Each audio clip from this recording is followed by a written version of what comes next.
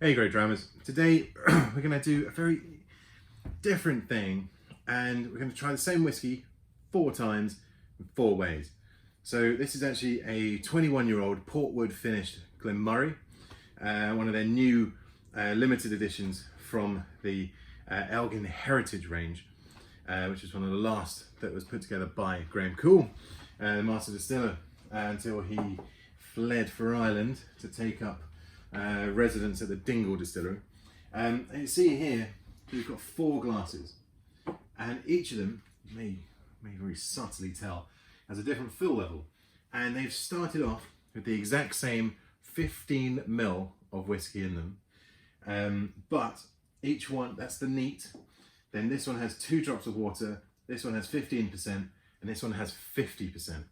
And the idea is to try the exact same whiskey, neat and through the different water levels, just to see what water actually does to whiskey. So we'll start with the neat, just refresh our memory on what the whiskey does.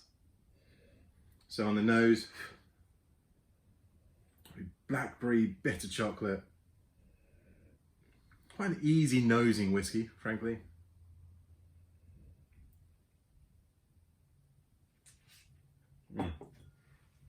We'll come back to the palate. With a couple of drops of water, let's see how that changes. Interestingly, it's a bit more muted on the nose. Those berry notes are there, but I'm having to work a lot harder to find them.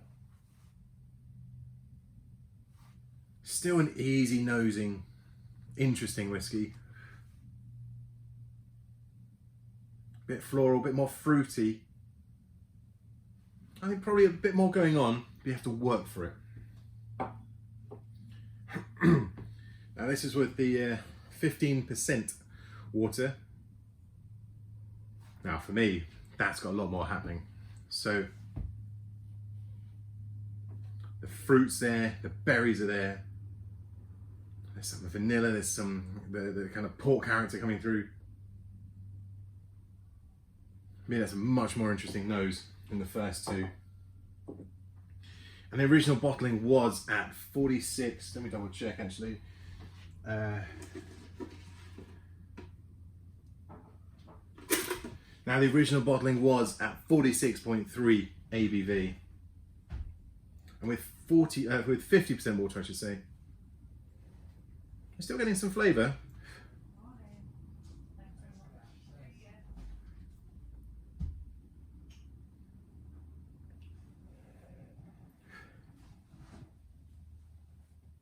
Now at 50% water, you're still getting some flavour there, but obviously it's heavily muted and a bit more on the citrus and berry side, as well as that pork character coming through. Really, really soft and subtle. Let's see how it changes on the palate. So neat.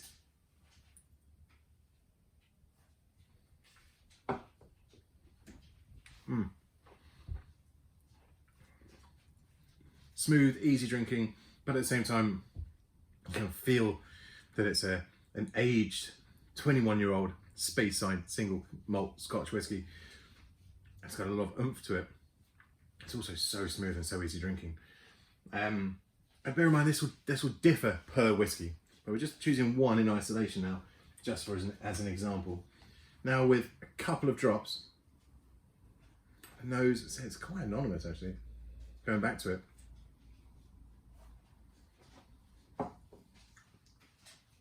On the palate, it's all right. But to be brutally honest, I think it's actually almost too muted, which is interesting because the noses on the other 2 that we're about to try came through stronger than that one. So this is with 15% water.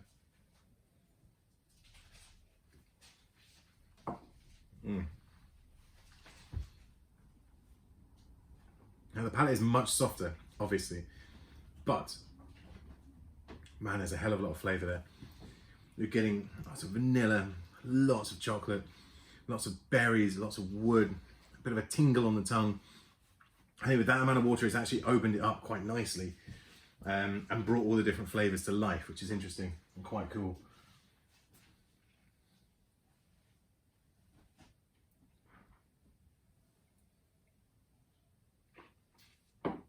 And at 50% water, let's be brutally honest, it has died a death on the palate. That is quite frankly a waste of a whiskey, unfortunately, especially something that's taken over 2 decades, an entire American person's legal drinking age wasted in a glass. It's a shame. But it's an interesting comparison because some people say, oh, put 1 drop in, put 2 drops in, it does wonderful things. And that's what this one was. But then if you put a bit more in, it actually opens it up. Personally, I would choose neat first every single time. And then I normally put between 15 and 20% water in my whiskey. Because then you get 2 different experiences of the exact same drink. I hope that's been useful. Leave your comments below and let me know how much water you add, if any, and any thoughts about adding water to whiskey below. That'd be helpful. Cheers, and until next time.